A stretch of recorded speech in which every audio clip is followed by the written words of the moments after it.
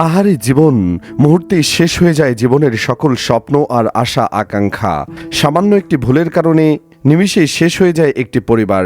ছুটি নিয়ে বাড়ি ফেরার পথের মধ্যে ভয়াবহ দুর্ঘটনার শিকার হয়ে জীবন হারিয়েছে এক এয়ার ফাইটার। একসাথে ঈদ হলো না পরিবারের সাথে, দেখা হলো না বৃদ্ধ বাবার সাথে। মর্মান্তিক এই ঘটনাটি ঘটেছে নোয়াখালীর সেনবাগ উপজেলায়। খবর নিয়ে জানা গেছে, কর্মস্থল থেকে মোটরসাইকেল চালিয়ে অসুস্থ বাবাকে দেখতে বাড়ি যাওয়ার পথে পিকআপ ভ্যানের ধাক্কায় প্রাণ হারিয়েছেন প্রান্ত মণ্ডল নামে এক এয়ার ফাইটার। 11টার দিকে বিষয়টি নিশ্চিত করেছে বাংলাদেশ ফায়ার সার্ভিস ও civil defence Senbagh fire service স্টেশনের ফায়ার ফাইটার মোহাম্মদ সাব্বির হোসেন।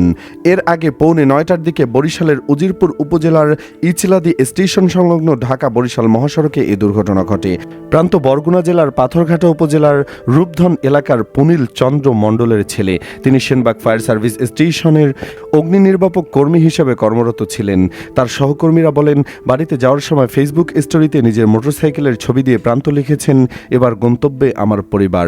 বাড়িতে তার অপেক্ষায় ছিলেন স্ত্রী, 1 বছরের সন্তান মুগ্ধ এবং বাবা মা। প্রান্ত ছিলেন পরিবারের একমাত্র ছেলে।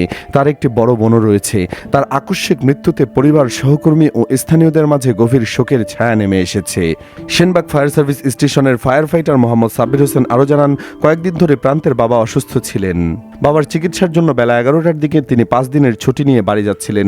পথে বরিশালের উজিরপুরের ইচলাদি স্টেশন এলাকায় পৌঁছালে বিপরীত দিক থেকে আসা একটি পিকআপ ভ্যানের ধাক্কায় তিনি গুরুতর আহত হন। এ অবস্থায় স্থানীয়রা প্রান্তকে উদ্ধার করে বরিশালের শেরেবাংলা মেডিকেল কলেজ হাসপাতালে নিলে চিকিৎসক তাকে মৃত ঘোষণা করেন। দুর্ঘটনার পর পিকআপ ভ্যানটি পালিয়ে যায় বলে জানা যায়। দর্শক, গাড়ি দুর্ঘটনার ফলে কত মানুষের জীবন যে অকালে চলে যাচ্ছে তা বলার অপেক্ষা রাখে না। সড়ক দুর্ঘটনার জন্য অদক্ষ ড্রাইভাররা বেশিরভাগ দায়ী।